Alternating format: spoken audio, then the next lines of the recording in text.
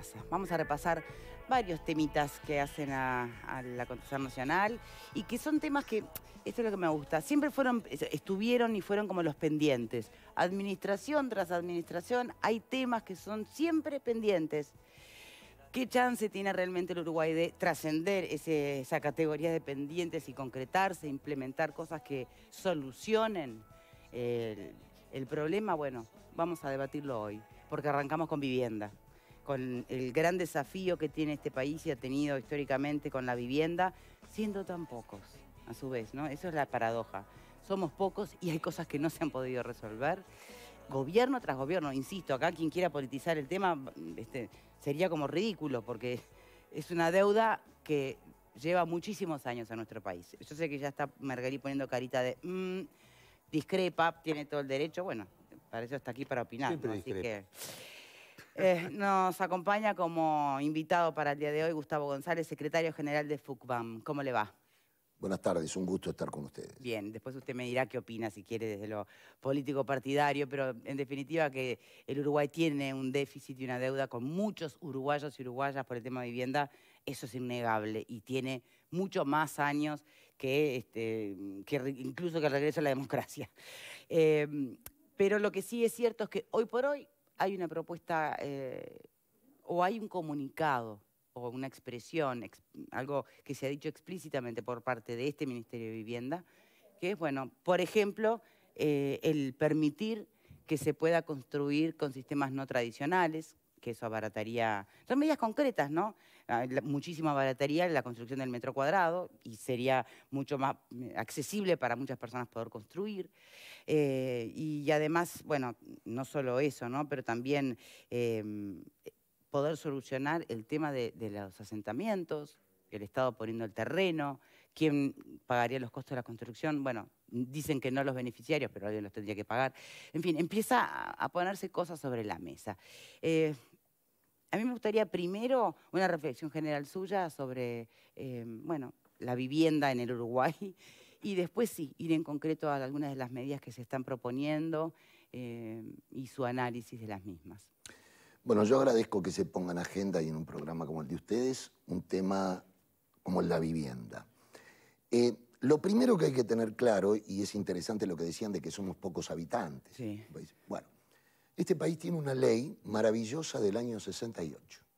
Una ley reconocida a nivel internacional, la Ley Nacional de Vivienda, es una belleza de ley para afrontar el problema de la vivienda.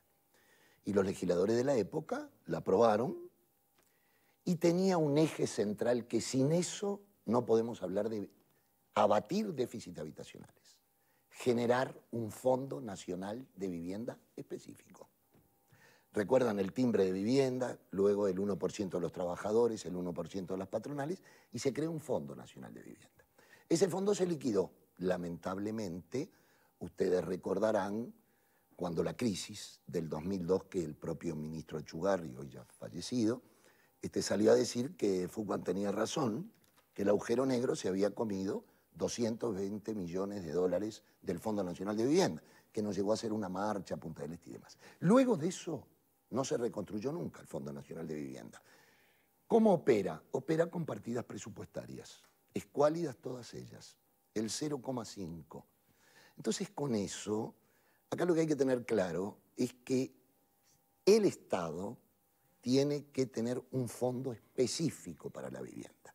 Si la vivienda tiene que competir con la educación, con la salud, en una ley de presupuesto, pasa lo que pasa. Entonces, un eje central es la reconstrucción de un Fondo Nacional de Vivienda. Por ejemplo, aquí se dice, bueno, el Poder Ejecutivo planteó, no vamos a poner más impuestos, ¿no es cierto?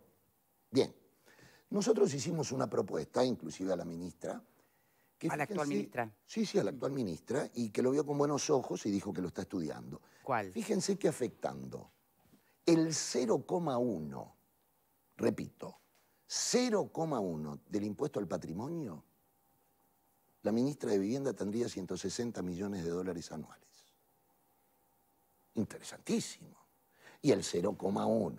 A ver, ¿podemos trasladarlo a números? No sé. 160 millones de dólares. No, pero lo que es el 0,1 de un monto. Bueno, un impuesto al patrimonio promedio. De todo el impuesto al patrimonio. Muchísimo. Bien.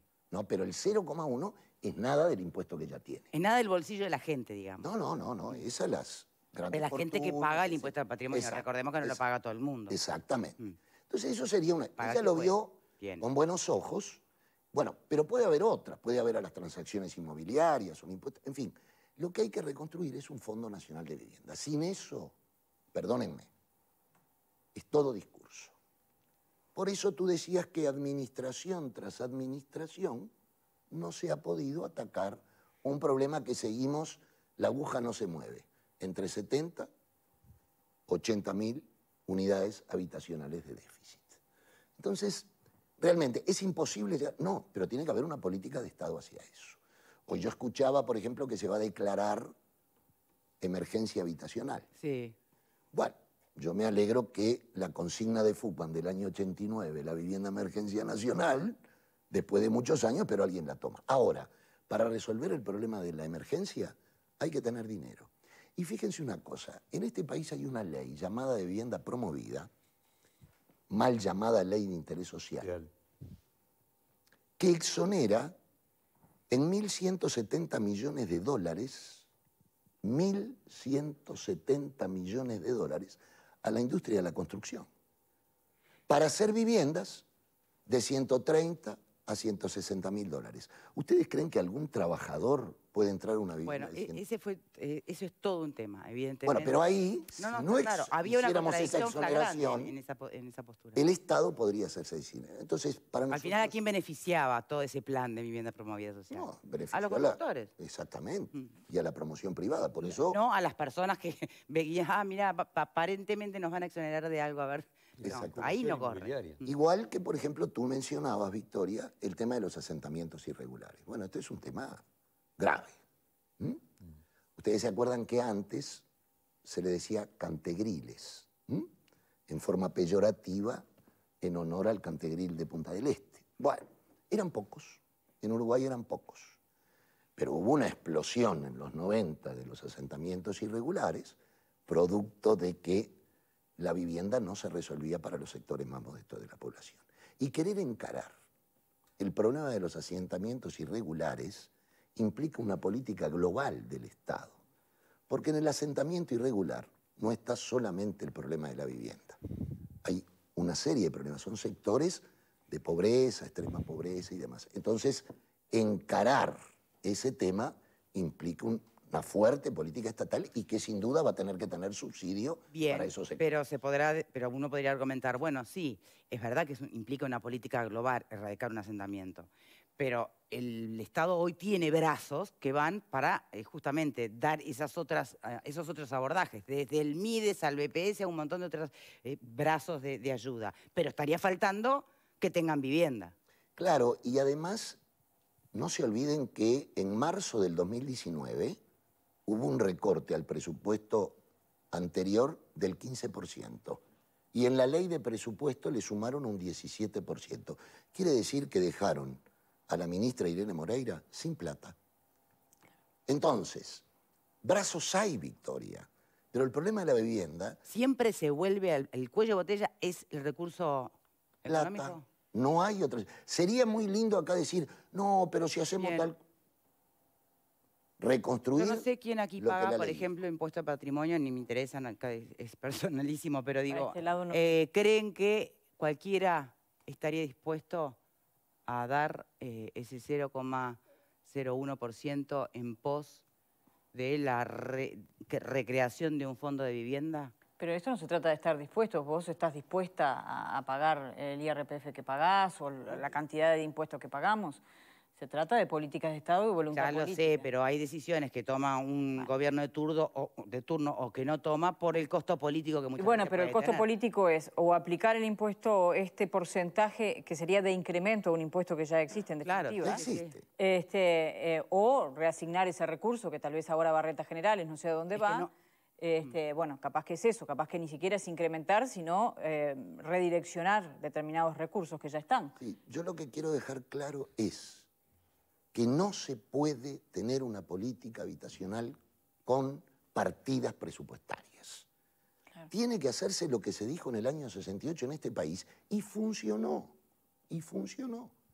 El Parque Posadas.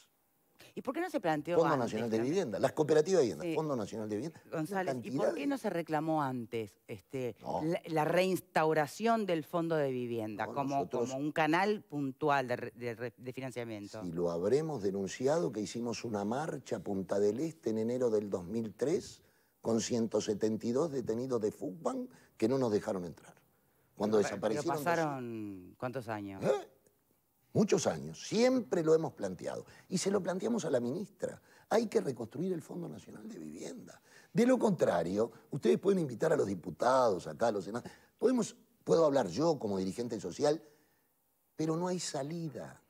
Los grandes países de desarrollo, no estoy hablando de países socialistas, no, estoy hablando de países como Suecia, ¿no? Como Alemania, tienen fondos nacionales de vivienda. Sin eso no se puede programar la vivienda. La vivienda no es un celular que lo compro de un día para el otro, sino que tiene que haber un plan quinquenal. Y para eso hay que saber con qué dinero se cuenta. A ver, sí, Marguerite. No, porque recurrir a impuestos es siempre la vía más corta, ¿no? Precisamos plata por un impuesto. Parece ser normalmente la vía más fácil y la solución menos creativa. Para conseguir plata, poner un impuesto. Es muy fácil. El impuesto lo paga alguien, lo paga una empresa, lo paga una persona, lo paga alguien. Este gobierno asumió con la premisa de que no iba a poner más impuestos. Por lo tanto, por esa vía habría que descartar la posibilidad de ese 1% o 0,1% del impuesto al patrimonio.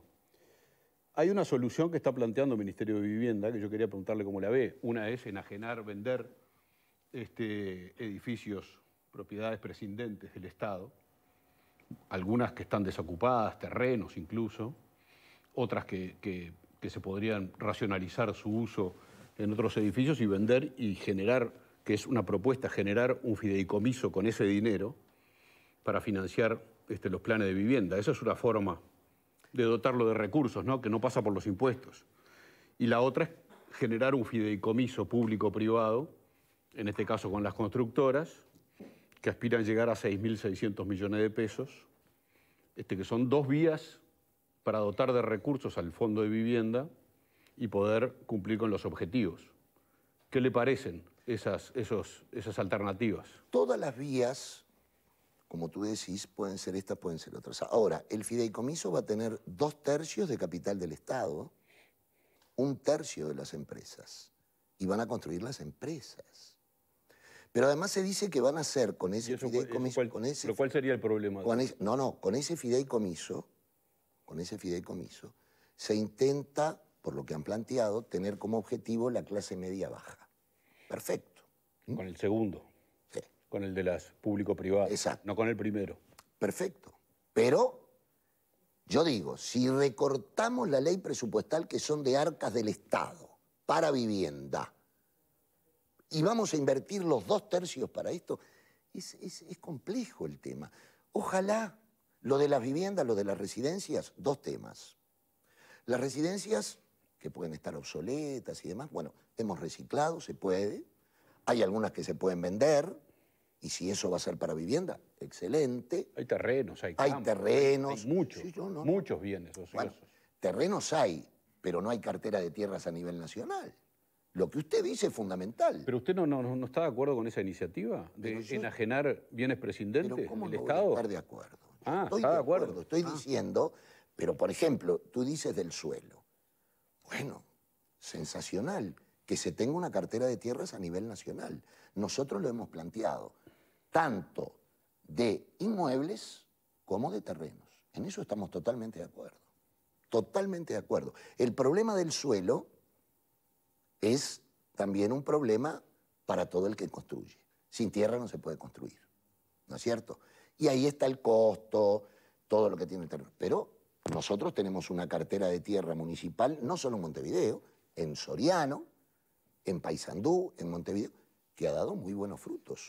Muy buenos. La última, pero no entiendo. ¿Están de acuerdo con... ¿Es posible esta solución que está planteando la ministra de Vivienda? ¿Y es posible y es suficiente para llevar a cabo una política de vivienda? ¿Cómo no vamos a estar de acuerdo con una cartera de tierras a nivel nacional que lo venimos planteando desde el año 85? Estamos de acuerdo. Y estamos de acuerdo también en que se vendan predios obsoletos para hacerse de dinero destinado a la vivienda. ¿Están de acuerdo con las dos cosas? ¿Creen que es suficiente? No. No. No. Pero voy a explicar por qué no. Porque la cartera de tierras a nivel nacional tuvo un problema, que es que, por ejemplo, muchos suelos del Estado están afectados para distintas actividades. Por ejemplo, primaria tiene mucho suelo. Para mañana construcción de escuelas, de liceos. Entonces, ojalá lo puedan estructurar. Nosotros felices. El día que le metan el guante al suelo de este país, extraordinario. Extraordinario.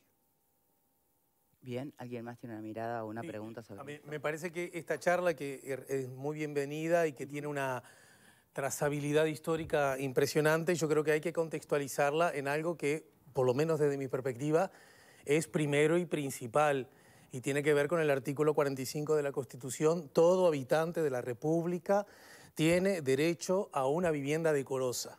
Es decir, ese es el puntapié inicial. En la medida que esa premisa no se aplique, no estamos teniendo en cuenta la Constitución de la República. Aún así, y enmarcado este comentario en esa premisa, me gustaría, Gustavo, que nos contaras, porque si uno escucha con atención, obviamente, lo que acabas de decir, a propósito del Fondo Nacional de Vivienda, inspirado en la buena ley del 68, se apela a él y se vacía el fondo, que nunca después se recuperó, en la crisis del 2002, ¿no es cierto? Como resultado de la crisis del 2002. Es verdad. Uno podría suponer entonces, tomando en cuenta esa bisagra, que hasta ese momento los problemas vinculados a la vivienda no existían o eran muy menores. Y no es ese el recuerdo que yo tengo a propósito del déficit de vivienda. Lo digo para quizás no exagerar en cuanto a las bondades de ese fondo, que no discuto, en la medida que sea solución suficiente para el tema. Bueno, no, pero estoy de acuerdo, porque siempre la política, o sea, no la política partidaria, sino cómo lleva adelante. No nos olvidemos que de 7 directores del Banco Hipotecario de ese periodo, 5 fueron procesados. Esto es muy importante. O sea, si hay robo, no hay Fondo Nacional de Vivienda que aguante. O nos olvidamos cuando el presidente del Banco Hipotecario del Uruguay, Salomón Noachas, que era un buen padre de familia, porque le dio una vivienda a su hija, otra al cuñado del Fondo Nacional de Vivienda. Eso pasó en este país. Entonces el fondo hay que administrarlo bien. Yo creo en que se puede administrar bien. Pero hubo muchos problemas. Acuérdense de los fraudes de las sociedades civiles. ¿Se acuerdan las sociedades civiles que robaron gente, Hogares Uruguayos, aquella empresa? O sea, acá hubo mucho robo. Hay que hablar con claridad. Ahora, eso no quita el fondo. El fondo hay que crearlo y administrarlo bien. Este ministerio lo va a administrar bien, con lo que decía el compañero. Y hubo mucho robo, perdona que le interrumpe, pero hubo mucho robo quizás sí en aquella época y hubo mucha dilapidación del gasto en muchos otros momentos, ¿no? Me refiero que no en vivienda, pero perdimos $1.000 millones. ¿Sabe lo que se puede hacer con $1.000 millones que se perdieron en ANCAP en vivienda? Pero yo no... ¿Sabe lo que se puede hacer en una regresión? No, porque usted recuerda robos de otras épocas. No. Yo le recuerdo que los robos y las malas administraciones son de todas las épocas. Sobre lo que él decía, sobre el Fondo Nacional de Vivienda. Ahora, estoy en contra de todos los robos. Perfecto. Estoy hablando de una ley de vivienda promovida que fue impulsada en el gobierno del Frente Amplio y estuvimos en contra. Perfecto. Recién lo dije. Yo no tengo prejuicios para hablar con la gente. Muy bien. ¿Reclamó en su momento durante las administraciones del Frente Amplio por este fondo? Sin duda. Está en la prensa. Está en la prensa. Lo reclamamos, hablamos con Eneida de León, le dijimos... ¿Qué respuesta había en aquel momento? momento? No, se aprobó por unanimidad en el Parlamento. Entonces, no se derogó. Y sigue ahora. Es más, Eneida de León, cuando nosotros hablamos con ella, le puso algunos topes. Pero ahora... el Poder Ejecutivo le levantó los topes. Sí, pero eso para la vivienda promovida. Sí. O sea, yo estoy hablando de, porque no insiste usted, como plantea ahora, volver a construir el fondo para vivienda. Se lo planteamos también. Bueno, ¿y ahí qué respuesta había? No hay respuesta. Yo estoy hablando de que los partidos políticos, yo no me saco el sayo con nadie, no tienen respuesta a construir un Fondo Nacional de Vivienda. ¿Qué es lo que hay que hacer? ¿Cómo? Bueno, se verá. Nosotros planteamos esta propuesta. Pueden ser las viviendas. Lo del autorizar la construcción de materiales alternativos, ¿no? Es una medida que aprueban. Bueno, Porque fue polémica en su momento, ¿no? Cuando se barajaron los materiales alternativos. Nosotros nunca estuvimos en contra de tecnologías apropiadas para la construcción y nuevas. El problema está en ver qué tipo de tecnología, porque ya hay. Uruguay tiene, las cooperativas de vivienda tenemos. Hemos impulsado otras tecnologías. ¿Cuáles tienen alternativas? Por ejemplo, la UMA, que es cordobesa, que es como un mecano, se construye muy fácilmente, pero tuvo otro problema, que es a lo que voy. Toda tecnología es buena si no se rebaja la calidad de vivienda. La ministra dijo que no se va a rebajar la calidad. Eso, perfecto. La tecnología puede ser, pero las nuevas tecnologías tienen que ver con un problema cultural. A ver. Y voy a poner un ejemplo. Si usted agarra a 100 uruguayos y le pregunta, ¿cómo querés la casa? De ladrillo. ¿Podemos hacer una pausa y volvemos con eso? Porque es interesantísimo. ¿No? El ladrillo es el ladrillo. El ladrillo y el parrillero. Exacto. Es muy importante ese punto. Pausa y ya venimos. La casa de chapa.